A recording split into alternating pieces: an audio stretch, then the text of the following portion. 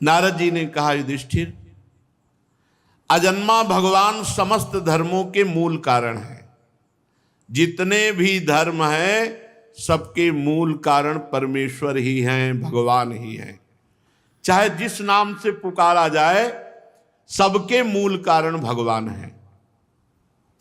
वही प्रभु चराचर जगत के कल्याण के लिए धर्म रूप से अवतरित हुए। जो सनातन धर्म है वो वेद स्वरूप है। जो वेद है वो भगवान है। इसलिए भगवान श्री हरि ही सनातन धर्म है। जो भगवान श्री हरि के तत्व को जानने वाला महात्मा है वो सनातन धर्म है। जो स्मृतियां हैं वो सनातन धर्म है। धर्म पूर्वक जब कर्म किया जाता है तो कभी आत्मग्लानि नहीं होती, सदैव आनंद प्राप्त होता है। और जब धर्म से विमुख आचरण किया जाता है तो आत्मग्लानि होती है। हमारे सनातन धर्म के 30 लक्षण हैं। ये देवर्षि नारद जी कह रहे हैं, सनातन धर्म क्या है? वेद। वेद क्या है? भगवान का साक्षात स्वरूप श्री हरि ही वेद रूप से हैं। तो सनातन धर्म वेद, सनातन धर्म श्री हरि और सनातन धर्म साक्षात भगवान का स्वरूप है। और ये 30 लक्षण हैं सनातन धर्म के। ये जो सनातन धर्मावलंबी जन हैं, ध्यान दें, हमारे सनातन धर्म के 30 लक्षण हैं ये। सबसे पहला है सत्य। ये जो झूठ बोलते हैं, अपने को सनातन धर्मावलंबी कहते हैं, ये धर्म का उल्लंघन कर रहे हैं। और अब 100 में कम संख्या होगी, 1000 में कोई एक हो जो इस बात पर विचार करता हो कि मैं झूठ ना बोलूं। 1000 में 100 तो नहीं पढ़ पाएगा। 100 में 99 बोले तो नहीं चलेगा। 1000 में एक कोई होगा जो ये विचारवान हो कि मैं सत्य बोलूं, झूठ ना बोलूं। हम लोग बड़े गर्व से कहते हैं हम सनातन धर्मावलंबी हैं। तो सनातन धर्म का पहला लक्षण है सत्य। और सत्य क्या है? भगवान। सब कोई जानता है, मरने के बाद जब शव यात्रा होती तो सब बोलते हैं राम नाम सत्य है। जैसे अपने ब्रज में बोला जाता है, कृष्ण नाम सत्य है, गोपाल नाम सत्य है, गोविंद नाम सत्य है। अगर भगवान का नाम जप नहीं करते तो किस बात के सनातन धर्मावलंबी? सत्य नहीं बोलते तो किस बात के सनातन धर्मावलंबी? रघुकुल रीति सदा चली आई, प्राण जाए पर वचन न जाए। एक बार कह दिया तो प्राण चले जाए पर अपने वचन नहीं झूठे होने देते थे। और यहाँ सुबह वचन देते हैं, शाम के भूल जाते हैं। सुबह कसम खाते हैं, शाम के तोड़ दे। और हमें गर्व से कहते हैं हम सनातन धर्मावलंबी हैं। हमारे सनातन धर्म के 30 लक्षण हैं। अगर ये लक्षण नहीं हैं तो आप कैसे कह सकते हो? पहला ही लक्षण है सत्य। सत्य है भगवान नारायण हरि राम कृष्ण। सत्य नारायण सच्चिदानंद रूपाय विश्वोत्पत्त्यादि हेतवे तापत्रय विनाशाय श्री कृष्णाय वयम नमः। जब भगवान कंस कारागार में प्रकट हो रहे हैं तो समस्त देवता करके जब स्तुति करते हैं तो पहला श्लोक है सत्यव्रतम त्रिसत्यम। त्रिकाल में जो सत्य है वो भगवान सत्य। नाम जप नहीं करते, सत्य नहीं बोलते, सत्य मार्ग पर नहीं चलते, किस बात के सनातन धर्मावलंबी? सत्य को समझो। दूसरा दया। ये हमारे सनातन धर्म के 30 लक्षण हैं। दया, सब पर दया। दया करने की सामर्थ्य उसी के हृदय में आएगी जो दया का उल्टा क्या है? याद। जिसे याद है कि मैं कौन हूं, मेरा कर्तव्य क्या है, मैं सनातन धर्मावलंबी हूं, मेरा कर्तव्य है सब पर दया करना और सदैव भगवान की याद में रहना और सत्य बोलना, सत्य आचरण करना। दो ये हुए। तीसरा है तपस्या, सनातन धर्म का लक्षण। तपस्या किसे कहते हैं? जो अपने धर्म में चलने पर कष्ट प्राप्त होता है उसे आनंद पूर्वक सहा जाए, उसे तपस्या कहते हैं। जो भी अपने धर्म पर चलने पे कष्ट मिले, काम आदि जलाते हैं, क्रोध आदि जलाते, बहुत प्रकार के ताप हैं। जैसे अब प्रातःकालीन बेला पर उठ करके स्नान करके अपनी दिनचर्या पे आना बड़ा कठिन है।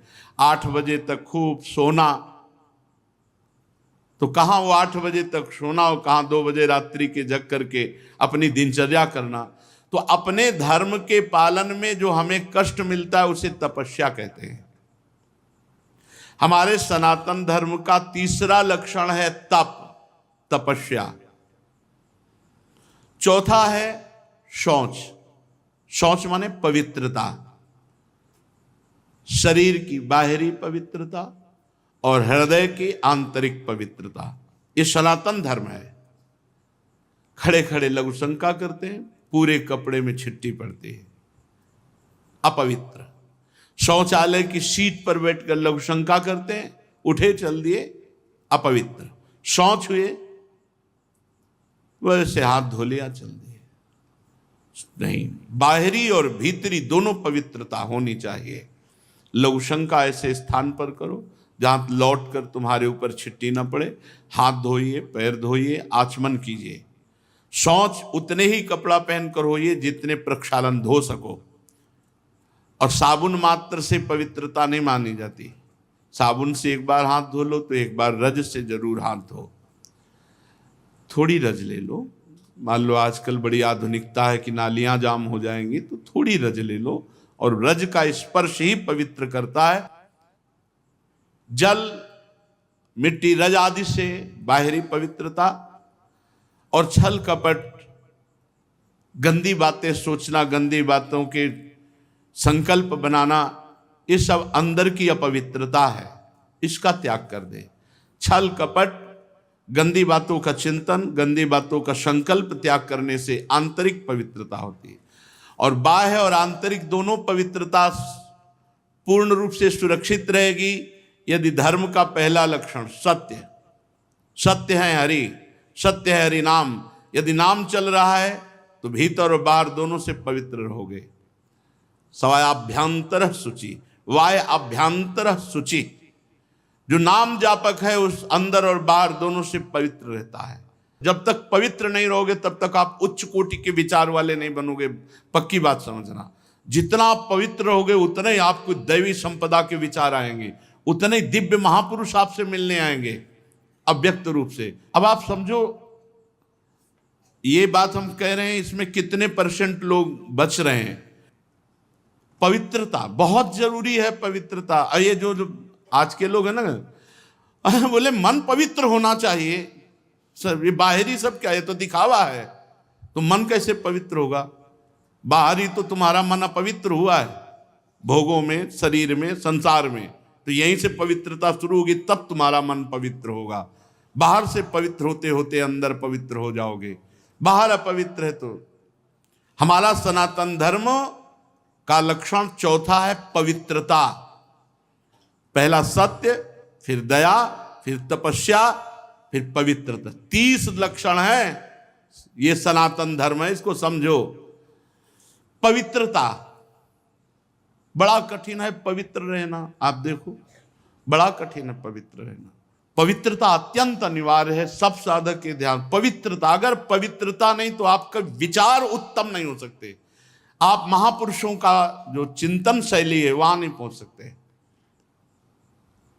कल एक आए थे भगत जी एकांतिक में, उन्होंने कहा, आपने सत्संग में और एकांतिक में कहा कि मन की PhD की है, तो हम भी मन की PhD कर रहे हैं, तो हम आपसे बात करना चाहते हैं। हमारा मन, आपका मन क्योंकि आपने भी पीएचडी की, हमने भी की। तुम कहा आप पढ़ के की हो? बोले हाँ।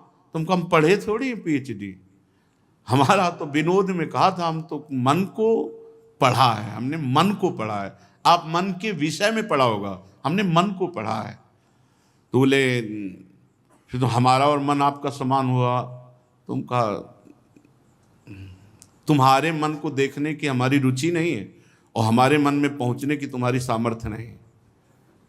तुम्हारे मन को देखने की हमारी रुचि नहीं है, क्योंकि मन की रुचि जान इन्हें विधि अनुसार है, और तुम्हारा मन हमारे मन तक पहुंच जाए इतनी सामर्थ्य नहीं।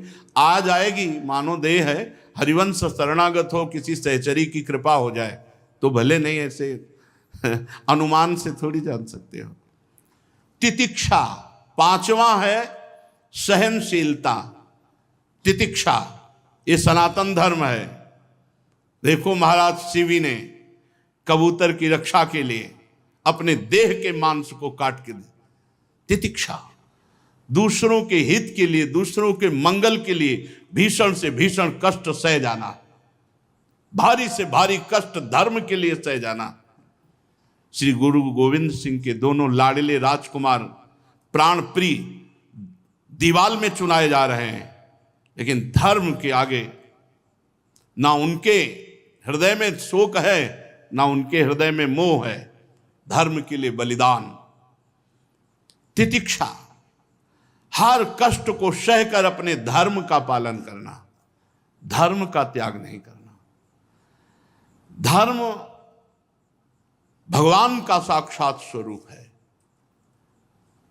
अगर आप धर्म के लिए कष्ट सहेंगे तो फिर कष्ट रह ही नहीं जाएंगे, अद्भुत आनंद आएगा।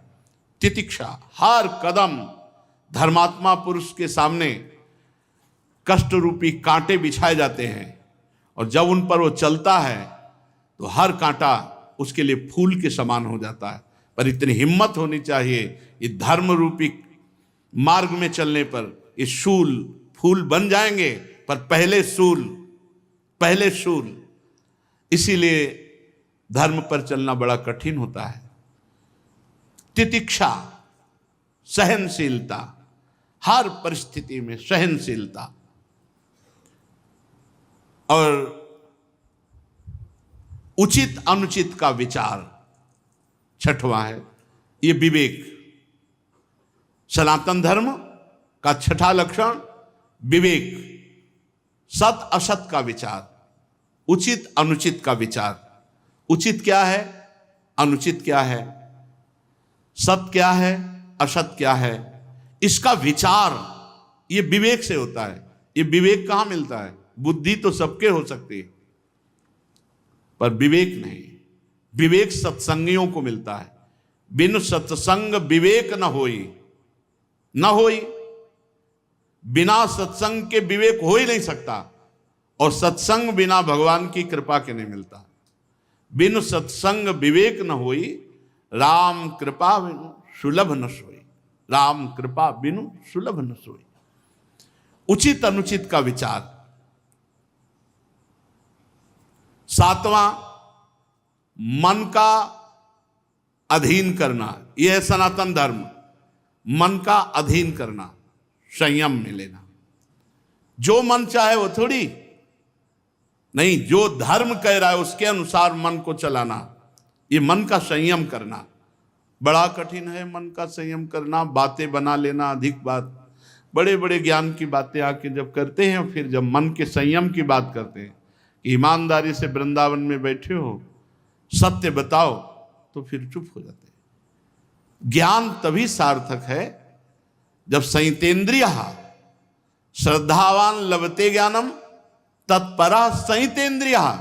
जो तुमने ज्ञान जाना, तत्परा उसके परायण हो और अपनी इंद्रिय मन को संयम में लो, तब तो तुम्हारा ज्ञान सार्थक। नहीं तो बकवास है, ज्ञान थोड़ी है। ये बातें बनाना अलग बात, अपने लोग पूरा जीवन इसी में चल रहे हैं, पूरा जीवन का निर्णय बता रहे हैं। भगवान की कृपा के बिना एक कदम भी नहीं चल सकते। भगवान की कृपा के बिना एक दिन भी पवित्र नहीं रह सकते, एक दिन भी। ये हाथ उठा कहते हैं। कोई मुझ टे तो भाई अलग है, कभी हमें मिले ऐसा कोई कि भाई बकाया हम जैसे बता रहे हैं कि एक दिन भी साधना परायण होकर पूर्ण पवित्र जीवन तो ये भगवान की कृपा से निपटा, पूरा जीवन तो बहुत बड़ी बात है। मन का संयम और फिर इंद्रियों का संयम, फिर अगला है अहिंसा। मन से, वचन से, शरीर से किसी की भी हिंसा ना करना, ये सनातन धर्म है। अहिंसा। वाणी से ऐसे कठोर शब्द मत बोलो किसी का दिल दुख जाए। आपको बोला हो तो उसका स्वभाव है, आप सनातन धर्मावलंबी, आप ऐसा ना बोले। शरीर से किसी को पीड़ा पहुंचाएं, ऐसा हमारा आचरण ना हो। मन से किसी का बुरा सोचे, ऐसा हमारा मन ना हो। तो हमारा तन, मन, वचन तीनों हिंसा रहित हो, तभी अहिंसा, इस सनातन धर्म का लक्षण हमारे हृदय में आएगा। फिर है ब्रह्मचर्य, इस सनातन धर्म का लक्षण। सत्य, दया, तपस्या, शौच, तितिक्षा, उचित अनुचित का विचार, मन का संयम, इंद्रियों का संयम, और 9वां अहिंसा, और 10वां ब्रह्मचर्य। ये ब्रह्मचर्य सबके लिए है। बहुत घातक है भोगों का आकर्षण। ब्रह्मचर्य के बिना पूरा का पूरा जीवन खोखला हो जाता है। मन से, वचन से और शरीर से, तीनों से ब्रह्मचर्य होता है। मन का ब्रह्मचर्य, विषयों का चिंतन ना करना। यहीं से नाश प्रारंभ होता है, पतन यहीं से होता है।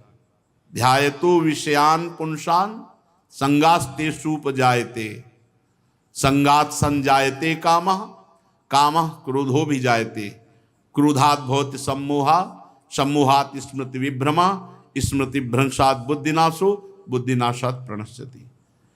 सबसे पहला पतन जो होता है वो विषयों का चिंतन होता है। ध्यायतो विषयान पुंसान, जब हम भोगों का चिंतन करते हैं तो हमें भोगों की आसक्ति प्रकट होती, फिर संग करने का मन होता है। संगास्तेषुपजायते, जब हम विषयों का चिंतन करते हैं तो विषयों का संग करने का, विषय भोगने की इच्छा प्रकट होती। जहां विषय भोगने की इच्छा प्रकट हुई, काम राज्य हृदय में छा गया।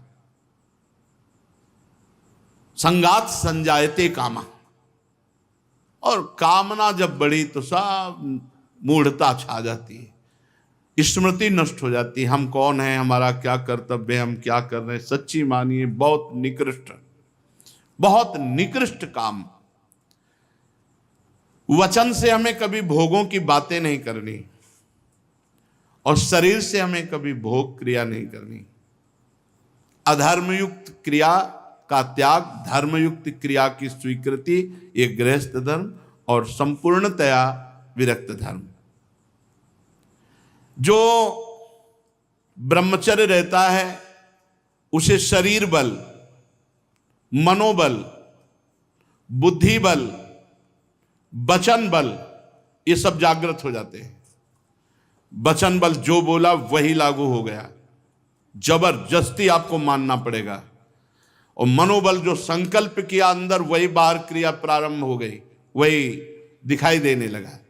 देह बल, रात दिन मेहनत करो फिर भी थकान नहीं। आप कुछ समय तक व्यवहार करके देखिए ब्रह्मचर्य का, फिर आपको खुद पता चलेगा कि कितना आनंद प्रदान करता है ब्रह्मचर्य। ब्रह्मचारी को विषय भोग जहर है ऐसा मानना चाहिए। जैसे कितनी भी सुंदर खीर हो और कोई हमारे कान में आकर विश्वसनीय कह दे कि इसमें जहर पड़ा है तो हम बिल्कुल नहीं खाएंगे।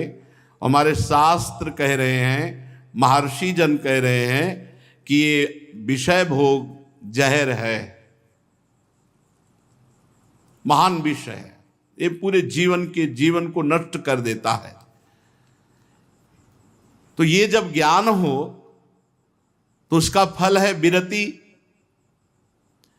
जब हमें ज्ञान हो गया तो उससे हमें वैराग्य होना चाहिए, पर नहीं, ये ज्ञान तो है कि भोगों में सुख नहीं है, भोग दुख रूप है, भोग जहर के समान है। कैसा ज्ञान है? वाचिक ज्ञान, उपदेश देने के लिए। लेकिन जब भोग सामने आते हैं तब ये ज्ञान काम नहीं करता।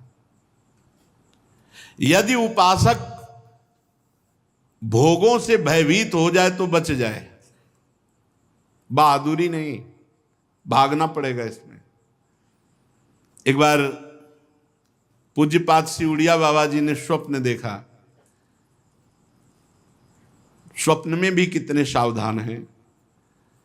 भिक्षाम देहि, एक घर में आवाज लगाई, नारायण नारायण। तो एक माई निकली, सुंदर अप्सरा, हीरे जवाहरात से, रत्नों से भरी हुई थाल। आवाज एक घर में लगाई और सैकड़ों घरों से निकल आई, और सब एक से एक सुंदर, और चारों तरफ से घेर लिया, और मुस्कुराना, हाव भाव प्रकट करना। बाबा भागे, और बहुत जोर के भागे, और कई किलोमीटर तक भागते रहे। फिर पीछे मुड़ के जब देखा कि कोई नहीं दिखाई दे रहा, तब खड़े होकर सांस ली। जब सांस ले रहे थे तो आंख खुल गई। आंख खुल गई तो नारायण नारायण नारायण। अच्छा हुआ कि स्वप्न में भी भागे। भागने से ही बचोगे, यहां जीतने की चक्कर में मत पड़ना, बहुत धोखा है। ये मन बहुत धोखेबाज है। यदि कोई विषय से ऐसा भय रखे जैसे सांप, बिच्छू या सिंह, कोई सांप आके गले लगना चाहे तो आप क्या करोगे? भागोगे ना। और बाघ देख लो, सिंह देख लो, भागोगे ना। ऐसे ही विषय भोग की इच्छा वाले कोई शरीर तुम्हारे नजदीक आ रहा है और तुम्हें भय नहीं लग रहा है, इसका मतलब है मरना चाहते हो, भ्रष्ट होना चाहते हो, नष्ट होना चाहते हो। सिंह आ रहा तुम्हें भागना नहीं सुनाई दिया, सांप दौड़ रहा तुम्हारी तरफ भागना नहीं सुनाई दिया। ऐसे ही भोग तुम्हारी तरफ आ रहा, तुम भागे नहीं, मरना चाहते हो, मरोगे तुम। कोआ मदांधो मदना तुरुआ, भगवान शंकराचार्य जी से पूछा, को अंधों में बड़ा अंधा कौन है? बोले जिसको काम सता जाए, जो काम से युक्त हो गया, काम से व्याकुल हो गया, वो सबसे बड़ा अंधा है, वो कुछ नहीं समझ पाएगा। आप बड़े मजे से भोग को देखते हैं और भोगते हैं, और फिर विचार करें ब्रह्मचर्य असंभव। जैसे जलेबी है, एक बार चख लिया तो जलेबी नाम लेते ही वो कुरकुराहट वो मुंह में आ जाएगा, नहीं आ जाएगा? इसे कहते हैं तृष्णा। भोग भोगा, अब वो तृष्णा जहर की तरह तुम्हारे हृदय में बस गई। अब वो भगवाने निकाले तो निकाले, नहीं तो पूरा जीवन भर मार देगी। भोगों का जहर तृष्णा। तृष्णा अनंत जन्मों से हम भोगते चले आ रहे हैं, इसलिए हमारी परवशता हो गई है। परवशता, इंद्रिय और भोगों में विवशता, हम हार चुके हैं। लेकिन मोक्ष का रास्ता जितेंद्रियता से जुड़ता है, परवशता से नहीं। इसलिए आपको एक इंद्रियों के भोगों से जीतना पड़ेगा, लड़ना पड़ेगा। भटकते रहने से ये जन्म भी चला जाएगा, जैसे और जन्म चले गए। बहुत बार ये सब भोगा है, देवराज इंद्र भी बने होंगे कभी ना कभी, बहुत बार, बहुत बार सब। लेकिन भगवान के प्रेमी भक्त कभी नहीं बने जिंदगी में, पक्की बात। इस बार अवसर मिला है भगवान से प्रेम करने का। कोल्ले जी अल्लाह जी के चरित्र में नहीं आता कि बचपन से बैरागी और एक राजा की उपवन वाटिका में वो शयन कर रहे थे, वहीं वो सब राजकुमार और सब वैभव सब देख करके उनके मन में ऐसी लालसा आ गई कि यार ये सुख तो बहुत बढ़िया है। तो भगवत प्राप्ति रुक गई और उनका अगला जन्म हुआ और राजकुमार से मित्रता हुई और सारे भोग उनको मिले। अगर कोई वासना लेकर इस मार्ग में, तो फिर पहले वासना पूर्ति होती है। ये मन मकड़ी के जाले की तरह वासना बुनता रहता है, छोड़ दो इसे, बस ये अपना काम करता है और हमको फंसाता है। जाल ये बुनता है और फंसाता हमको है। इसीलिए उपासक मन के जाल को बनने ही न दे। राधा राधा राधा राधा, वो कहेगा नहीं सुनो ऐसे से ऐसा, राधा राधा, वो आपको फंसा नहीं पाएगा। ये तमोगुणी राक्षसी आहार विहार करके आप सच्चिदानंद भगवान को नहीं नहीं मान जाओ। जहां प्याज लहसुन जैसे ये तमोगुण होने के कारण बहुत पवित्र वस्तु की तरह प्रकट होते हैं, कोई अपवित्र वस्तु थोड़ी। अब देखो, जहां आलू प्रकट होती है, शकरकंद प्रकट होती है, ठीक उसी खेत में वैसे ही ये प्याज लहसुन प्रकट होते हैं। ये कोई ऐसा थोड़ी कि हत्या वाला दोष या किसी तरह गलत तरह से बनाया गया पदार्थ हो। ये तो प्राकृतिक है, पर इसका गुण घोर तमोगुण है। बस तमोगुण के कारण इसका त्याग किया गया है। इसीलिए संत महात्मा जन इसका त्याग करते, तमोगुणी आहार इसको नहीं पाते। फिर जहां और राक्षसी प्रवृत्ति के आहार विहार है, तो फिर वो ये मन मकड़ी की तरह जाला बुनता और हमको फंसाता है। ये छह हमको हर समय फंसाए रखते हैं, काम क्रोध लोभ मोह मद मत्सर। यदि ब्रह्मचर्य रहना है तो हमें बहुत संभालना है तीन को। वाणी से हमको कभी भी ब्रह्मचर्यहीनता वाली बातें नहीं करनी।